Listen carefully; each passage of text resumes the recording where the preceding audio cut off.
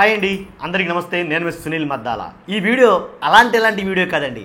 ఎందుకంటే మీరు ఇన్స్టాగ్రామ్లో పెట్టుకుంటారో, ట్విట్టర్లో పెట్టుకుంటారో, ఎక్కడ పెట్టుకుంటారో పెట్టుకోవచ్చు అనమాట. అలాంటి స్ట్రాంగెస్ట్ వీడియో ఇది, ఎలాంటి డౌట్ లేదు. ఎందుకంటే ఏదైతే చంద్రబాబు నాయుడు గారు, ఎవరైతే పవన్ కళ్యాణ్ గారు ఉన్నారో, కూటమి ప్రభుత్వం ఉందో, వాళ్ళు 100 రోజుల పరిపాలనలో వాళ్ళు చేయాల్సిందేంటి, చేసిందేంటి, 100 రోజుల పరిపాలనలో 100 రోజుల్లో 100 తప్పులు, ఇది మనం చెప్పబోయే వీడియో. కాబట్టి 100 రోజుల్లో చేసిన 100 తప్పులు ఏంటి, చేస్తాననేది ఏంటి, చేయలేనిది ఏంటి అనే దాని మీద మనం ఈ వీడియో చేయబోతున్నాం. కాబట్టి ఫస్ట్ ఇంపార్టెంట్గా ఉంటుంది, ఖచ్చితంగా మీ బాధ్యతగా ఒక లైక్ అయితే చేయండి. లైక్ చేస్తే ఈ వీడియో చేరాల్సిన వాళ్ళ దాకా చేరుతుంది. మర్చిపోవద్దు, లైక్ చేయడం మీ బాధ్యత. ఎందుకంటే ఎక్కువ మందికి ఇన్ఫర్మేషన్ షేర్ అవుతుంది. అంతేకాదు ఈ వీడియో మీద ఎండ్ వరకు చూడండి. ఎక్కువ ఉందని, చాలా ఎక్కువ టైం తీసుకుందని మీరు కంగారు పడొద్దు. ఎందుకంటే 100 తప్పులు ఏంటో తెలియాలి మీకు. కాబట్టి ఎండ్ వరకు వీడియో చేసి మీ అమూల్యమైన అభిప్రాయాన్ని కామెంట్ రూపంలో తెలియజేయండి. అంతేకాదు పక్కాగా సబ్స్క్రైబ్ చేయండి, లైక్ చేయండి, కుదిరితే షేర్ చేయండి. 100 రోజుల్లో జరిగే 100 రోజుల పరిపాలనలో ఏదైతే 100 తప్పులు ఉన్నాయో అవి మనం చెప్పబోతున్నాయి. ఇప్పుడు ఏంటంటే ఈ డిసెంబర్ నెలాఖరికి 31,000 కోట్ల రూపాయలు అయితే అప్పు చేయబోతుందండి ప్రభుత్వం. ఎందుకంటే అప్పు చెయ్యను, సంపద సృష్టిస్తా అన్న ప్రభుత్వం అప్పులు చేయటం మన మామూలు కాదు, జట్ స్పీడ్ వేగంలో అప్పులు చేస్తుంది. కాబట్టి ఈ డిసెంబర్ 31 కల్లా 31,000 కోట్ల రూపాయల దాకా అప్పు చేయబోతుంది మొత్తం కలిపి. అలాగే ఇప్పటి వరకు బడ్జెట్ ప్రవేశపెట్టకపోవడం చేసిన అతిపెద్ద తప్పు ఏంటి. 31,000 కోట్లు అప్పు చేయడం పెద్ద తప్పు అయితే, ఇప్పటివరకు బడ్జెట్ పెట్టకపోవడం కూడా ఒక తప్పే. తర్వాత తమ హయాంలోనే పోలవరం పూర్తి చేస్తామని హామీ ఇచ్చి ఇప్పుడు అతిగతి లేకుండా చేస్తామో చేయలేని పరిస్థితుల్లో ఉండడం ఇంకో తప్పు. తర్వాత మెగా డిఎస్సి అని చెప్పేసి ఏదో 12,000కో 16,000కో జాబులు కుదించి ఏదైతే చేశారో అది మెగా డిఎస్సి కాదు, డగా డిఎస్సి, అది కూడా ఒక తప్పే. తర్వాత 3 గ్యాస్ సిలిండర్లు ఇస్తామన్నారు, ఇవ్వలేదు. ఇప్పుడు దాకా 100 రోజుల పరిపాలన పూర్తయినా సరే అది ఎప్పటికవుతుందో తెలియదు, అది కూడా తప్పే. తర్వాత మహిళలకు ఆర్టీసీ బస్సు ఉచిత ప్రయాణం అన్నారు, అది ఇప్పటి వరకు అమలు కాలేదు, ఎప్పటికి అమలు అవుతుందో తెలియదు, అది కూడా తప్పే. తర్వాత 18 ఏళ్ళు నిండిన ప్రతి మహిళకు నెలకు 1,500 రూపాయలు చెప్పిన ఏంటి ఇస్తామని చెప్పారు, ఇప్పటికి ఇవ్వలేదు. ఇంకా వాటి గురించి కనీసం ప్రణాళికలు కూడా రెడీ చేయలేదు, కాబట్టి అది కూడా తప్పే. నన్ను అడిగితే సంవత్సరానికి 4 లక్షల ఉద్యోగాలు, 5 ఏళ్లలో 20 లక్షల ఉద్యోగాలు అన్నారు. సంవత్సరంలో 100 రోజులు పైగా గడిచిపోయాయి. మరి ఈ సంవత్సరంలో ఇవ్వాల్సిన 4 లక్షల ఉద్యోగాల్లో 4 ఉద్యోగాలు కూడా ఇప్పటివరకు ఇవ్వాలి, మరి అది కూడా తప్పే, 100% పెద్ద తప్పే. కాబట్టి నిరుద్యోగ యువతకు నెలకు 3,000 చొప్పున నిరుద్యోగ భృతి అన్నారు, నెలకు 3,000 చొప్పున 100 రోజులు 4 నెలలు పైన అవుతుంది, 5 నెలలు అవుతుంది సుమారుగా. కాబట్టి 5 నెలలు కావస్తుంది. కాబట్టి ఇంకా నిరుద్యోగ భృతి మీద ఒక క్లారిటీ, క్లియర్గా క్లారిటీ అంటూ ఏమీ రాలా. కాబట్టి అది కూడా తప్పే. లెక్కేసుకోండి ఎన్ని తప్పులు వస్తాయి. 100 రోజుల్లో 100 తప్పులు చెప్పబోతున్నాను, లెక్క పెట్టుకోండి. తర్వాత తల్లికి వందనం ఏదైతే ఉందో 15,000 రూపాయలు అది ఇస్తామన్నారు. ఒక్కరు కాదు, ఇంట్లో ఎంతమంది ఉంటే అంతమందికి అది ఇవ్వలేదు. సరికాదు, ఇస్తారో ఎవరో గ్యారంటీ లేదు. కాబట్టి అది కూడా తప్పే. ఎందుకంటే ఈ సంవత్సరంలో ఇవ్వనట్టే, ఇవ్వకపోతే తప్పే. కాబట్టి రైతులకు సంవత్సరానికి 20,000 రైతు భరోసా కార్యక్రమం ఏది ఈ సంవత్సరం ఇచ్చారా, ఇవ్వరా, అది కూడా తప్పే. వాలంటీర్లకు గౌరవ వేతనం 10,000 రూపాయలు చొప్పున, అంటే 5,000ని 10,000కి పెంచేస్తామన్నారు. అసలు వాలంటీర్లకు దిక్కు మక్కువ లేకుండా పోయింది. ఆ ఉద్యోగాలకు భద్రత కల్పిస్తున్నారు, అసలు ఉద్యోగాలు లేకుండా పోయాయి, అది కూడా తప్పే. కాబట్టి పట్టణ ప్రాంతాల్లో 2 సెంట్ల, గ్రామీణ ప్రాంతాల్లో పట్టణ ప్రాంతంలో 2 సెంట్లు, గ్రామీణ ప్రాంతాల్లో 3 సెంట్లు ఇంటి స్థలం, అలాగే అవసరమైతే ఇల్లు నిర్మించేస్తామన్నారు, ఏదీ లేదే, అది కూడా పెద్ద తప్పే. కాబట్టి ప్రతి ఇంటికి ఇసుక ఉచితం అన్నారు. ఇసుక ఉచితం అంటే ఇసుక మీద జరిగిన అక్రమాలు ఏ హయాంలో ఎవరి గవర్నమెంట్లో కూడా జరిగి ఉండవు, అంత దారుణంగా జరిగాయి. కాబట్టి ఇసుక ఉచితం లేదు కదా, ఉచితం సరికాదు కదా, అసలు ఏమీ లేకుండా పోయింది. ఇసుక పేరు చెప్తేనే గగ్గోలెత్తే పరిస్థితులు ఏర్పడ్డాయి, అది తప్పే.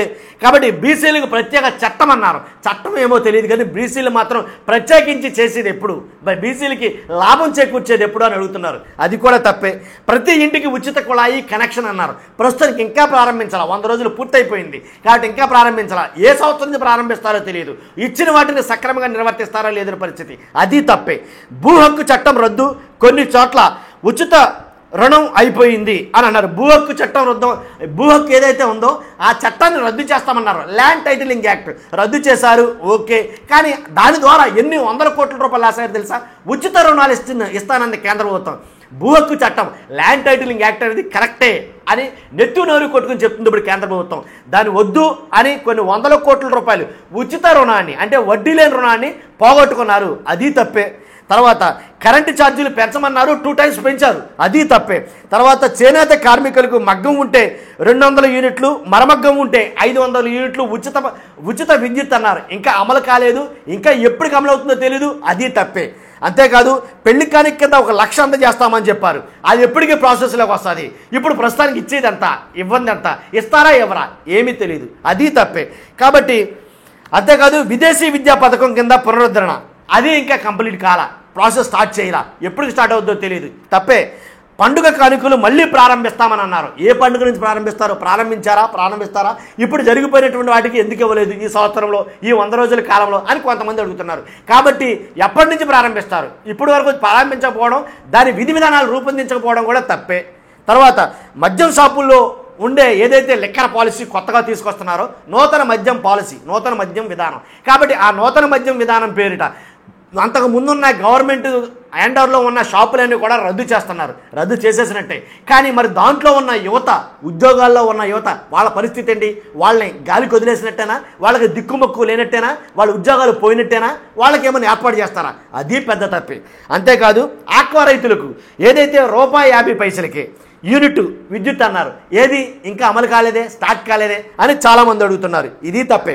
ఎస్సీ ఎస్టీ బీసీ మైనారిటీ పథకాలు పునరుద్ధరణ అన్నారు. అసలు ఉన్న పథకాలకే ఇది ఎక్కువ మొక్కు లేదాయే, మరి కొత్త పథకాలంటే ఎలాగా ఆలోచించాలి మీరే, ఇది తప్పే. ఆలయాల్లో పనిచేసే నాయి బ్రాహ్మణులకు 25,000 గౌరవ వేతనం అన్నారు, ఇస్తారా? ఇచ్చారా? ఇప్పుడు ఇస్తారు? ఎలా ఇస్తారు అనేది చాలా ప్రశ్నలు అయితే కనుక దీంట్లో మిగిలిపోయినాయి. ఈ పథకానికి సంబంధించి కొన్ని అసలు కార్యాచరణ అనేది ప్రారంభం కాల, ఎప్పుడు ప్రారంభమవుతుంది, ఏ సంవత్సరంలో ప్రారంభమవుతుంది అని అడుగుతున్నారు చాలామంది. అంతేకాదు మత్స్యకారులకు వేట విరామ సమయంలో 20,000 ఆర్థిక సాయం చేస్తామన్నారు, ఈ సంవత్సరం ఇచ్చారా? ఈ 100 రోజుల్లో మత్స్యకారులు వేట నిషేధం జరిగింది కాబట్టి ఇచ్చారు, అప్పుడు ఇవ్వలా, ఎందుకు ఇవ్వలా? ఇస్తే కనుక ఎప్పుడు ఇస్తారు, ఏ సంవత్సరం నుంచి ప్రారంభిస్తారు అనేది, ఒకవేళ ఇస్తే కనుక ఇప్పుడు బాకీ పడ్డ 20,000తో సహా సుద్దా వచ్చే సంవత్సరం కల్లా ఇస్తారా ఏంటి? చాలా ప్రశ్నలు మిగిలిపోయాయి. అంతే కదండి, 217 జీవో రద్దుకు ఏదైతే చేస్తామన్నారో, అలాగే కొన్ని బోట్ల మరమ్మతులకు నిధులు ఇస్తామన్నారు, ఏమీ లే. కాబట్టి ఇవన్నీ తప్పులే, ఒకటి కాదండి, ఇలా చాలా తప్పులు ఉన్నాయన్నమాట. కాబట్టి స్వర్ణకారులకు ప్రత్యేకంగా కార్పొరేషన్ ఏర్పాటు చేస్తాం, వారికి వడ్డీ లేని రుణాలు ఇస్తామన్నారు. అసలు కార్పొరేషనే లేదు, ఇంకా వడ్డీ లేని రుణాలు ఎప్పటి నుంచి వస్తాయి, ఎప్పుడు చేస్తారు? డ్వాక్రా సంఘాలకు 10 లక్షల వరకు వడ్డీ లేని రుణాలు ఇస్తామన్నారు, ఎప్పటి నుంచి చేస్తారని డ్వాక్రా మహిళలు అంతా ఎదురు చూస్తున్నారు, అందుకే మీకు ఓట్లేశారు, ఇది తప్పే. కాబట్టి చిరు వ్యాపారులకు వడ్డీ లేని రుణాలు జగన్మోహన్ రెడ్డి ఇచ్చేవారు, వాటిని ఆఫ్ చేశారు, ఇప్పుడు ఎప్పటి నుంచి ఇస్తారు, ఇస్తారా ఇవ్వరా? 100 రోజులు దాటిపోయింది. చాలామంది మెదిలే ప్రశ్నలు అంటివి, నా ఒక్కడియే కాదు.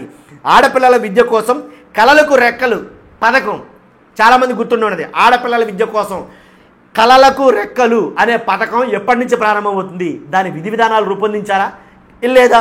ఎంఎస్ఎంఈలు లేదా అంకురం సంస్థలకు 10 లక్షలు రాయితీ ఇస్తా అన్నారు, ఎప్పటి నుంచి ఇస్తారు, ఏ సంవత్సరం నుంచి, ఎప్పుడు అమలు అవుతుంది, దీని విధి విధానాలు ఏంటి, ఇంకా రూపొందించాల.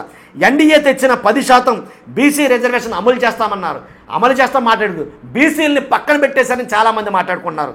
కాబట్టి చట్టసభల్లో బీసీలకు 33% రిజర్వేషన్ల కోసం కేంద్రంతో పోరాటం చేస్తామన్నారు. పొత్తు పెట్టుకున్న తర్వాత పోరాటాలు ఎక్కడి నుంచి వస్తాయి? కాబట్టి అది కూడా తప్పే.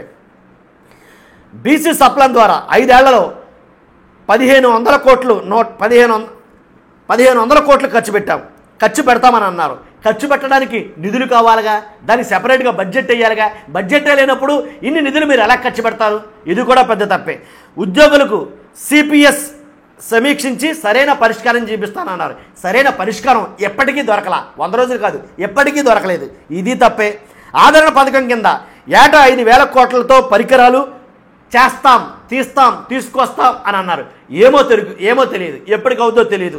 కాబట్టి అగ్రవర్ణాల్లో ఉండే పేదలకు కూడా న్యాయం చేస్తా అన్నారు, అణగారిన వర్గాలకే న్యాయం జరగటంలా, అగ్రవర్ణాల మాట అటలా ఉంచి. కానీ ఎప్పటికే మంజూరు చేసిన స్థలాల్లో ఇల్లు కట్టించేస్తాం అని అన్నారు, మంజూరు చేసిన స్థలాలు బోల్డ్ ఉన్నాయి, ఇళ్ళు చాలా కట్టాల్సినవి ఉన్నాయి, ఎలా కడతారు, దానికి విధి విధానాలు రూపొందించాలి, ఇంకా జరగల.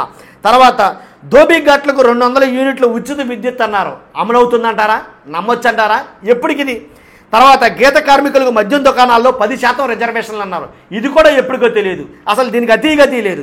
వడ్డెరలకు క్వారీల్లో 15% రిజర్వేషన్లు అన్నారు, ఎప్పటి నుంచి జరుగుతుంది ఇది? దీని మీద ఏమైనా కమిటీ వేశారా, లేదా దీని మీద ఏమైనా విధి విధానాలు రూపొందించారా? లేదు కదా. తర్వాత జర్నలిస్టులకు అక్రిడేషన్ విషయంలో మంచి చేస్తామని చెప్పారు. ఆల్రెడీ తెలంగాణలో జర్నలిస్టులకు ఇళ్ల స్థలాలతో సహాయం ఇవ్వడం జరిగింది రీసెంట్గా. కాబట్టి ఆంధ్రప్రదేశ్లో అలాంటి ప్రాసెస్ అయితే కనుక ఏమీ లేదు. కాబట్టి ఎప్పటి నుంచి జరుగుతుంది అని అయితే కొంతమంది ప్రశ్నిస్తున్నారు. న్యాయవాదులకు ప్రభుత్వం స్టైఫండ్ కింద 10,000 ఇస్తామన్నారు.